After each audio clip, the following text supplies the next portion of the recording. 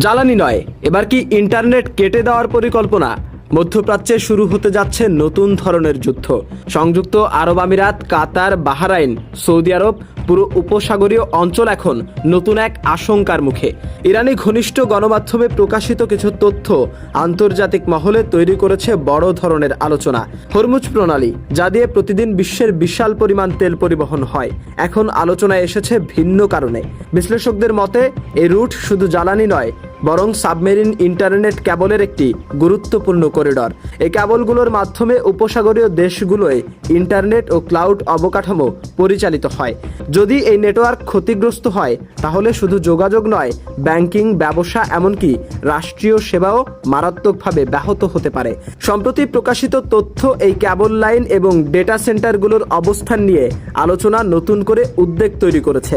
বিশেষ করে আরব আমিরাত ও বাহরাইনের মতো দেশে বড় বড় ক্লাউড অবকাঠামো থাকায় সেগুলোকে কৌশলগতভাবে গুরুত্বপূর্ণ হিসেবে দেখা হচ্ছে।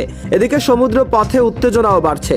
কিছু জাহাজে হামলার অভিযোগ পরিস্থিতিকে আরও জটিল করে তুলেছে। বিশ্লেষকদের মতে এটি শুধু সামরিক শক্তির লড়াই নয়, বরং এখন প্রযুক্তি ও অবকাঠামোর ওপরও নির্ভর করছে ক্ষমতার ভারসাম্য। অন্যদিকে যুক্তরাষ্ট্র ও ইরানের মধ্যে দীর্ঘদিনের উত্তেজনা এই পরিস্থিতিকে আরও সংবেদনশীল করে তুলছে। নিষেধাজ্ঞা, সামরিক উপস্থিতি, কূটনৈতিক চাপ, সব মিলিয়ে তৈরি হয়েছে এক অস্থির বাস্তবতা। সবশেষে প্রশ্ন একটাই, ভবিষ্যতের যুদ্ধ কি শুধু মিসাইল আর জাহাজে সীমাবদ্ধ থাকবে, নাকি এক ক্লিকেই অন্ধকারে ডুবে যেতে পারে পুরো অঞ্চল? মাশরাফি, আজকের নিশানা।